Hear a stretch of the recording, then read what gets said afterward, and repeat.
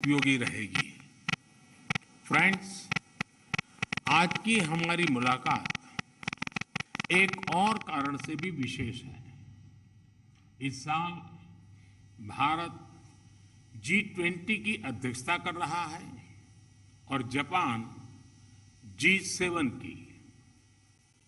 और इसलिए अपनी अपनी प्राथमिकताओं और हितों पर साथ मिलकर काम करने का यह उत्तम अवसर है। आज मैंने प्रधानमंत्री किशिदा को भारत की G20 अध्यक्षता की प्राथमिकताओं के बारे में विस्तार से बताया। हमारी G20 अध्यक्षता का एक महत्वपूर्ण स्तंभ ग्लोबल साउथ की प्राथमिकताओं को आवाज देना है। वसुधैव कुटुंबकम को मानने वाली संस्कृति सभी को साथ लेकर चलने में विश्वास रखती है और इसलिए हमने ये पहल ली है। Friends, Bharat Japan special strategic and global partnership हमारे साझा लोकतांत्रिक मूल्य और अंतर्राष्ट्रीय पटल पर रूल ऑफ लॉ के सम्मान पर आधारित है। इस साझेदारी को मजबूत बनाना हमारे दोनों देशों के लिए तो महत्वपूर्ण है ही, इससे इंडो पैसिफिक क्षेत्र में शांति, समृद्धि और स्थिरता को भी बढ़ावा मिलता है। आज हमारी बातचीत में हमने द्विपक्षीय संबंधों में हुई प्रगति की समीक्षा की। हमने रक्षा उपकरण और टेक्नोलॉजी सहयोग, व्यापार, स्वास्थ्य और डिजिटल साझेदारी पर विचारों का आदान प्रदान किया। सेमीकंडक्टर और अन्य क्रिटिकल टेक्नोलॉजीज में विश्वस्त सप्लाई चेन्स के महत्व पर भी हमारे बीच सार्थक चर्चा हुई। पिछले साल हमने अगले 5 वर्षों में भारत में 5 ट्रिलियन येन यानी 3,20,000 करोड़ रुपए के जापानी निवेश का लक्ष्य तय किया था। यह संतोष का विषय है कि इस दिशा में अच्छी प्रगति हुई है। 2019 में हमने India Japan industrial competitiveness partnership की स्थापना की थी। इसके अंतर्गत हम logistics, food processing, MSME, textiles, machinery और स्टील जैसे क्षेत्रों में भारतीय इंडस्ट्री की कॉम्पिटिटिवनेस बढ़ा रहे हैं। आज हमने इस पार्टनरशिप की सक्रियता पर भी प्रसन्नता व्यक्त की। Mumbai Ahmedabad high speed rail पर भी हम तेजी से आगे बढ़ रहे हैं। मुझे इस बात की भी खुशी है कि हम 2023 को टूरिज्म एक्सचेंज वर्ष के रूप में मना रहे हैं और इसके लिए हमने connecting Himalayas with Mount Fuji नाम का थीम चुना है। फ्रेंड्स, आज प्रधानमंत्री किशिदा ने मुझे मई महीने में हिरोशिमा से मैं होने वाली G7 लीडर समिट के लिए निमंत्रण दिया। इसके लिए मैं उनका हृदय से धन्यवाद करता हूं। इसके कुछ महीनों बाद सितंबर में G20 लीडर समिट के लिए मुझे प्रधानमंत्री किशिदा का फिर से भारत में स्वागत करने का अवसर मिलेगा। हमारी बातचीत और संपर्कों का यह सिलसिला इसी प्रकार चलता रहे और भारत जापान संबंध लगातार नई ऊंचाइयों को छूते रहे, इसी कामना के साथ मैं अपनी वाणी को विराम देता हूं। बहुत बहुत धन्यवाद। Thank you sir.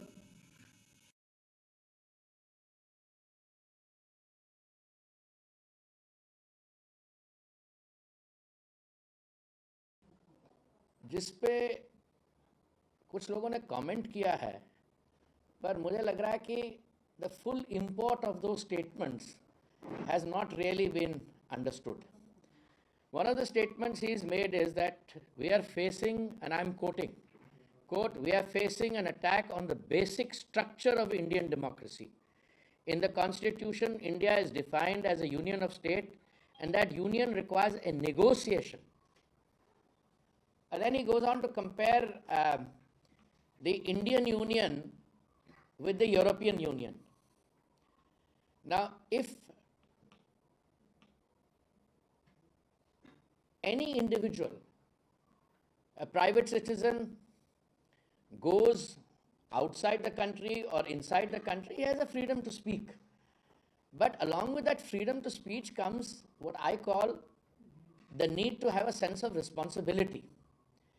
Now, if you don't understand how the European Union came into being, and I don't want to take your time to highlight how the Treaty of Rome started with 6 countries and others, how the first union was European Coal Community, European Coal and Steel Community.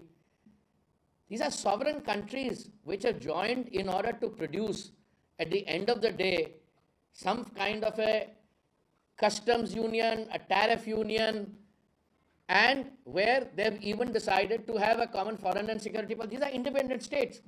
To compare that to the Indian states, look, we are the world's largest democracy. On that there is no doubt. We are the world's oldest democracy. On that also there is no doubt. But for Mr. Gandhi to go to the United Kingdom and say, in India, Indian democracy is facing an attack on the basic structure. What is the basic structure of a democracy? Number one, freedom of speech, civil liberties, a free press, an independent judiciary. Which of these constituent components which make up Indian democracy is saying that they are under attack? The free press, I mean, I am a very proud member of the Indian legislature. I see the press having a field day, criticizing the government through print media, through electronic media, through social media. And I think the relationship between the media and the political system, many members of the media ecosystem take great delight in taking credits, taking advertisements from parties which are in opposition to the party, and they give them free play. I have never seen any constraints being placed on anyone. And then he goes on to say, a judiciary.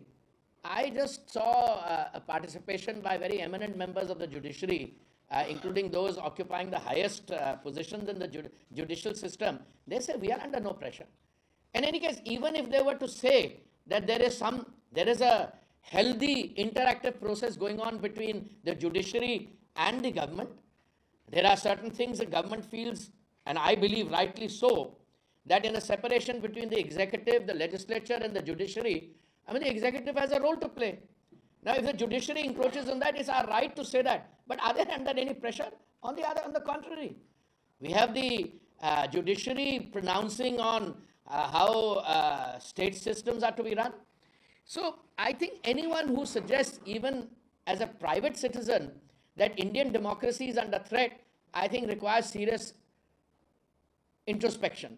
But when somebody who is associated, is regarded as the leader of the main opposition party, I mean, they don't have the 10% to be, he can't be called leader of opposition, but still, it is the largest party. I mean, if you look at sheer numbers, to go around and say that Indian democracy is under brutal attack, what is the objective? He's saying, all of you, the ones I am speaking to, the audience I am reaching out to, which is what? United Kingdom, United States. And he doesn't realize there are enough mavericks there who on their own will make statements without understanding what India is. He turns around and says, aap kuch kariye. What is he asking for? He's asking for the democratic processes in the United Kingdom to effect change in the Indian Union, Is that what he's doing? It amounts to almost that. Then, a Sikh gentleman gets up there from the audience, or rather he's there, and he says, in Sikhs, minorities are second-class citizens in India.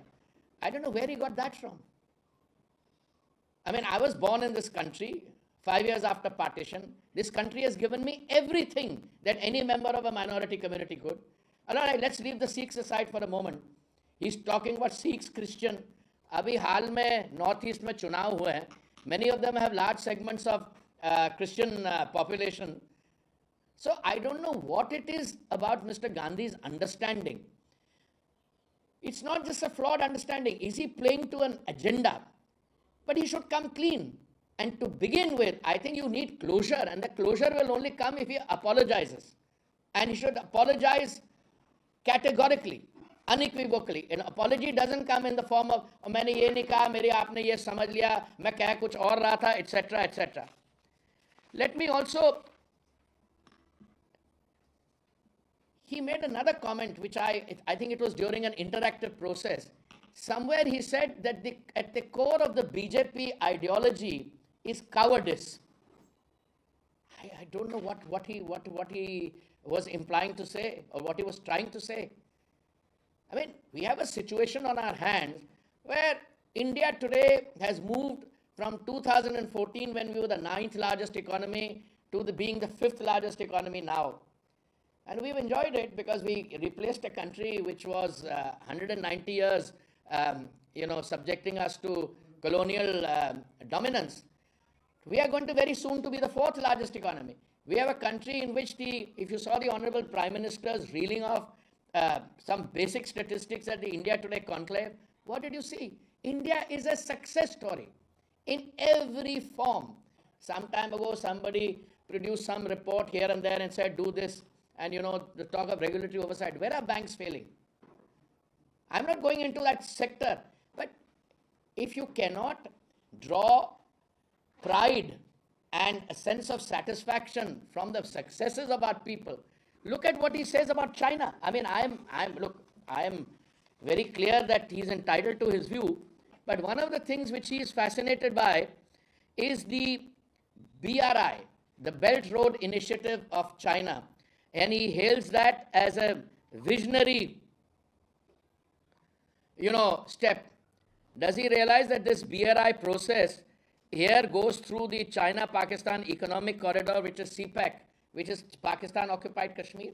Does he realize that? That is Indian. I mean, if he aspires to leadership in India, he should at least know what is Indian territory. Several other things he said. But what gets which I am completely surprised about, is his fixation on there being no democracy in India. Look, I am 71 years old. There has been only one occasion in our history when civil liberties and freedom of speech were completely eliminated, and that was in June 1975. After that, I don't think we have gone down that road. What is democracy? Whether you are a union of states, I want to use his words and the Constitution's word, it's a relationship between the center and the states.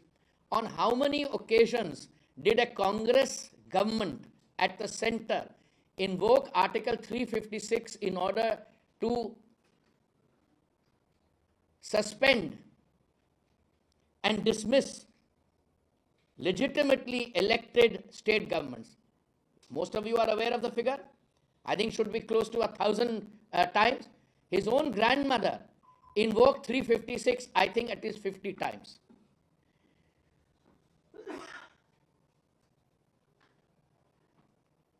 This gentleman took an oath as a member of parliament. And that oath has some very clear language in it. Very clear language in it. I find his personal attacks require at least two comments. One, what has his party been associated with? I cited to you 1975, the imposition of the emergency, but there's another one I want to cite to you, where in the year 2009, Section 66A, was inserted in the Indian Information Technology Act by the Manmohan Singh government, threatening citizens with punishment for sending messages and mails. 1975 की बात कर रहा हूं और उसके बाद 2009 तक मैं लाया हूं आपको, और जब इन्होंने सेक्शन 66 से इंसर्ट करने की कोशिश की, this was struck down by the Supreme Court in 2015 in the famous Shri single case. So here you are talking about democracy being in threat when your own family history, what you have done in the Congress party in terms of suspending civil liberties, curtailing freedom of speech in 1975. Now I could go on, etc. Baki, you take the other examples. A journalist from a prominent channel is bullied into submission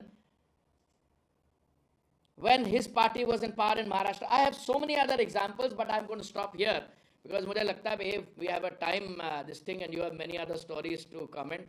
Also, if you have any questions, I'm always happy. When Parliament functions, I believe when his dress code This is absolutely a call that he has to make. He should apologize unambiguously, because you know he goes and has a press, मैंने ये नहीं कहा था, मैंने वो नहीं कहा था, इसकी अरे भाई say मेरे से गलती हो गई, I apologize. I think from my understanding is that will pave the way and facilitate a functioning of Parliament. It doesn't, because Congress is very much adamant. Congress is saying what he has said has absolutely nothing. It's not wrong at all. What he said is not wrong. Yes, this is what the Congress. I mean, I gave you many things which I have picked up from his wisdom which he has espoused in the UK. Which of this is correct? And by the way, I think his tutor also needs to provide a qualification. Somewhere he said, unfortunately for me, that I am a member of Parliament. So there was a gentleman sitting next to him who sometimes behaves as his tutor. He said, don't say for me, for you. Now, I am a member of Parliament. I am very proud to be a member of Parliament. I have had a life earlier also. I brought great professional satisfaction from that life. But you feel unfortunate that you are a member of Parliament? Shouldn't be that fortunately, because of my family history, I am also a member of Parliament. I don't know what he was trying to say. Now, Parliament's functioning, if he thinks unfortunately that for him that he is a member of Parliament, or unfortunately as the other gentleman said, for you that I am a member of Parliament, pata nahi, I don't know. I think we should get a clarification on who's fortunate or who's unfortunate. But these kinds of antics are very unfortunate for Parliament, that you have people like this who claim to be associated with a history, with a contribution to the independence of India, and then go and make these absurd statements. Mamta Banerjee has said that BJP wants to make Rahul Gandhi a leader. They want to keep Rahul Gandhi at center stage because it suits BJP. In fact, she also said that Rahul Gandhi is Narendra Modi's biggest TR. देखिए, मैंने भी वो ममता जी की statement देखी है, पर मैंने उनको उन सुर्खियों में देखी है statement. I have not seen the full statement, so I can't. But there are other people who are saying that political parties should draw up their assets and liabilities list. And all I can say is, I don't think Rahul Gandhi makes these statements after consulting us. When he goes to the UK, I don't think he was in touch with any one of us. In fact, he has decided to make a statement whether he wants to be, whose TRP ratings are being affected. There's a counterpoint of view that when he makes a statement like this, he gets a lot of oxygen. I mean, after all, this is a lovely morning and I'm beginning to spend a time with you before giving you a cup of tea, but which will also come. But so I think these are questions which Mr. Gandhi has to offer. Now, is the opposition all in one? I mean, look, the citizens of India are very mature. The ones which come into Parliament have absolute, experience, the wealth of experience, wealth of wisdom. Not many people would want to associate with this. But for anyone to suggest that he is doing it at our bidding, that I'm afraid I will have to take issue with that. I mean, if somebody makes a statement and at the end of the day, I have to call you in the morning and request you, etc., and I'm actually taken the thing. He's spoken against the minorities, he has spoken against Indian democracy, he's spoken against the basic structure, he's spoken against you all, against the press, that you are not free. अरे आप सुबह से लेकर रात तक तो you write what, and if it comes to the narrative, who introduced the discourse on a shrill negative narrative? You want me to give you a history? कहाँ से ये शुरू हुआ था? मौत के सौदागर, ये वो, all this started. This is this gentleman's calling, and as I said, unless he apologizes, at least my advice to my party would be, he has to unambiguously apologize. Sir, you are saying that he has to apologize, while the Congress party says that he has not said anything wrong and he will not apologize. But how exactly this deadlock in the parliament will come to an end? Also, I'll tell you something. Again, it's not my calling, I'll be very frank, but I saw my senior colleague, the Honorable Home Minister, answer that question. He said, you will sit down with the speaker and, I'm just quoting the Home Minister. I'm not, I don't have a plan. It's not my call. I'm not the Parliamentary Affairs Minister. Hanji. Sir, Congress party ये कह रही है कि कल Delhi police के कुछ officers जो है वो राहुल गांधी के घर गए थे. सरकार जो है राहुल गांधी को डराने का प्रयास करे, लेकिन राहुल गांधी है, सावरकर नहीं है. तो एक बार फिर सावरकर को नीचा दिखाने का प्रयास. देखिए पहले तो to get an ass to run a horse's race, अब इसके मैंने अंग्रेजी में कुछ कहा, इसको समझ लीजिए. कहाँ सावरकर जी और कहाँ ये, छोड़ दीजिए इन चीज़ों को. मैं को एक सीधी सी बात बताता हूँ. दिल्ली पुलिस क्यों गई? ना मैं दिल्ली पुलिस के साथ डील करता हूँ, ना मैं उसकी भारत तोड़ो यात्रा पे उसके साथ था.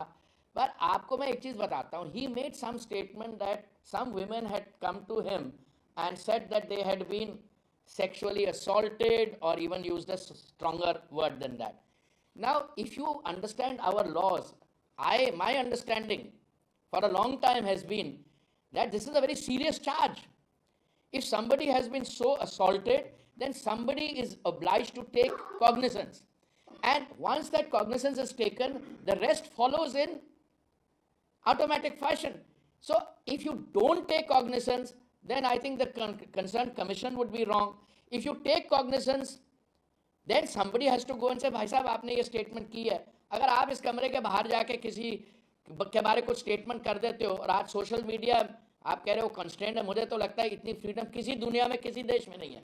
आप एकदम फटाफट कोई चार्ज इधर का होगा उधर का होगा, पहुंच जाएगी इधर, फिर क्या होगा उसके बाद? You have to inquire. So somebody is asking him. So I don't know, what did he say? कि कुछ 10 दिन के बाद बताएंगे?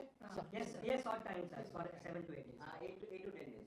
But he will then jog his memory to find out who told him. No, which is fair enough, but once he provides the information.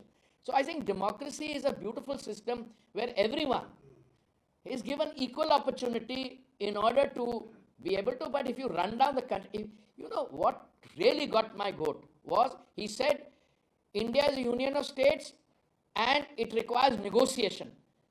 Whom do you want to negotiate? You want to dismantle the country? That is the issue.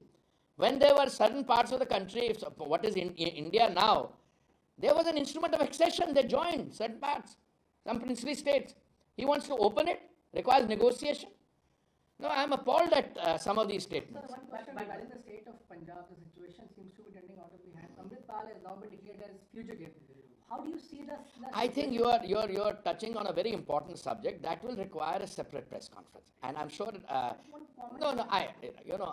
I spent 39 years as a civil servant. One thing I don't do is to tell you how to run your newspaper or comment on another ministry's this thing. You're absolutely right. There is a lot of prime time which is. Rahul Gandhi माफी मांगने को तैयार नहीं, आप लोग उनकी माफी पे खड़े हुए हैं. कंफ्यूजन क्या देखते हैं? वो लोग तो मांगे नहीं, आप लोग लगातार इस पर प्रोटेस्ट करते रहे, या कोई और लंबा प्लान है? किस चीज का प्लान? अरे भाई साहब, ऐसा है. आप ये तय कर लीजिए कि जो माननीय राहुल जी ने कहा है यूनाइटेड किंगडम में जाके, अगर वो लाइट चीज को ना, he is asking for the dismantling of India, he is asking for regime change in India.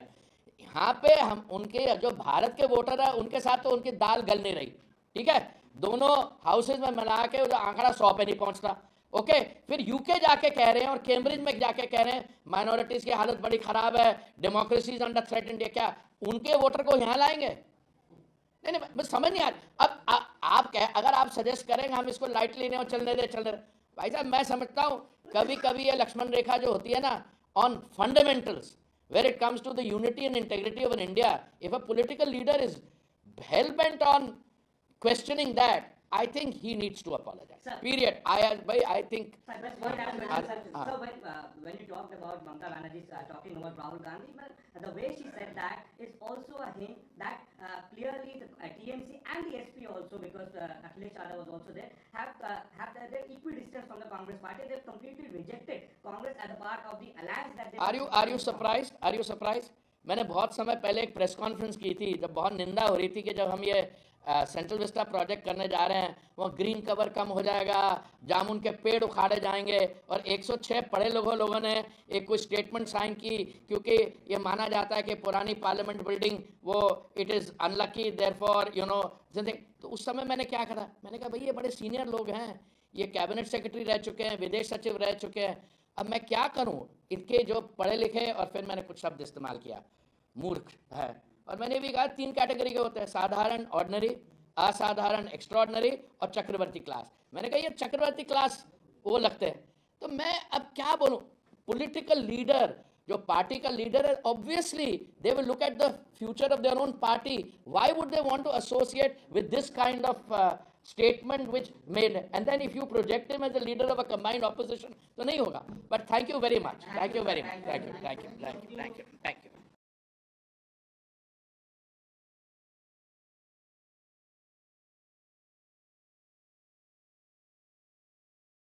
India deserves to be called a bright spot on this or otherwise darker horizon. India has a very strong leadership and knowledge and skills, innovation in IT technology and fintech. Prime Minister Shri Narendra Modi, we owe you a debt of gratitude. When the world locked its borders and globalization failed, you showed the world that globalization can still succeed and there is still love when the hardest of times hit us. Prime Minister Modi has reached, I think, is the most loved one of all around the world. We are the first country to have a green strategic partnership with the great India. India will have probably the greatest growth rate, the fastest growth rate economically. Progress of India in these last years has been remarkable and extraordinary, and I think the position of India now is potentially more powerful than it's ever been. I think there's excitement about India taking the baton. Prime Minister Modi made an excellent speech at the close of the summit. You are an inspiration for the rest of the world.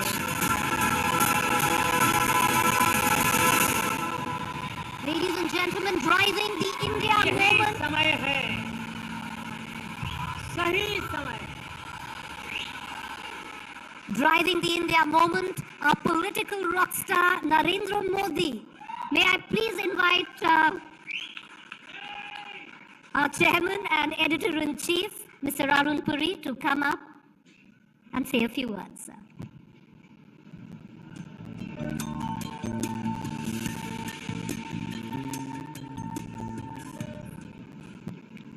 Good evening, Honorable Prime Minister. आपका हार्दिक स्वागत है।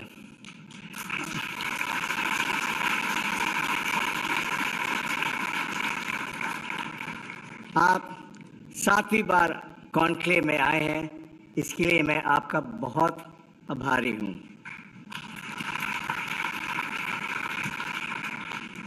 प्रधानमंत्री जी, in the last 9 years, we all know you have transformed the country with your exemplary hard work, good innovative schemes and new initiatives.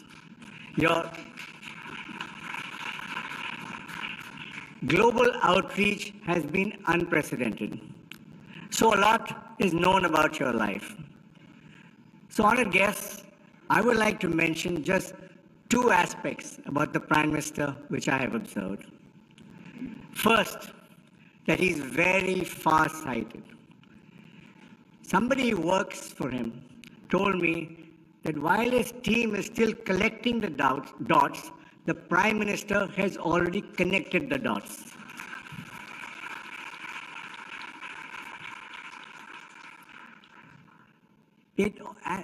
And they only figure it out much later when the whole picture emerges. Let me give you two examples of this. Soon as he took over in 2014, the Prime Minister started talking about implementing JAM, Trinity, Jan Dhan, Aadhaar, and mobile. It meant, apart from opening Jan Dhan bank accounts for millions, linking these accounts to Aadhaar and mobile meant going digital. All this trinity came into play when the various welfare schemes, mainly for the poor, were launched over the years. This solved the massive leakage problem of government welfare expenditure in one stroke. Earlier, Rajiv Gandhi, Prime Minister, had said beneficiaries got only 15 paisa out of every 1 rupee of government expenditure. Now the money goes directly to the beneficiaries. So it started all in the beginning. The second example I would like to bring to you is the development of the Northeast states. The Prime Minister focused on this at the start of his first term, bringing connectivity and development to a neglected part of India. He believed that developing the smallest, furthest, and neglected states of India would set a very good example. In 9 years, his visits to the Northeast were more than all the Prime Ministers of India had done since independence. Also, one minister of his had to visit the Northeast every month. The result is that he has developed the Northeast like never before, and the people have paid him back electorally. Earlier, it used to be regional parties versus Congress. Now it is BJP versus regional parties. In 2014, 8 of the Northeast states were ruled by the BJP. Now, alone or in coalition, they rule 6 states in the region. The other major aspect of the Prime Minister, which I find fascinating, is the much varied experiences he has had. These go beyond his official life. He's traveled all over India extensively on his own before he was Chief Minister or Prime Minister. He spent at least one night or more in every district of India, however remote they would have been. He spent talking and listening to them and seeing what their needs were. This is what you would call zameen se juda ho aadmi. I believe this is why he understands the needs and knows the pulse of this country so well. Sir, आप बुरा न मानो तो मैं एक बात कहना चाहता हूँ. मीडिया आपके सरकार से बड़ी परेशान है. हाँ, आपकी सरकार से कोई जानकारी लीक नहीं होती, जैसे पहले सरकारों से होती थी. किसी को पता नहीं होता कि कौन आपका प्रेसिडेंशियल कैंडिडेट बनेगा. रीशफल का तो भूल ही जाओ. और राज्य में कौन बनेगा मुख्यमंत्री जब मौका आता है, कोई खबर नहीं.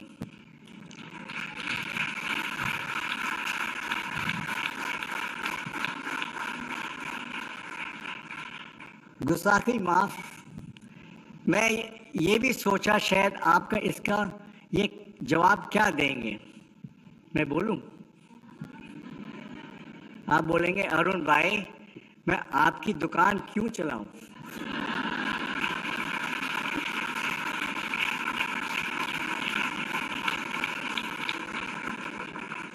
But jokes apart, but I do believe government and media should not be cozy. Sir, you came to the conclave in March 2013 as the Chief Minister of Gujarat. You won the 2014 general election handsomely and became the Prime Minister. Then you came to the conclave in March 2019 and you were re-elected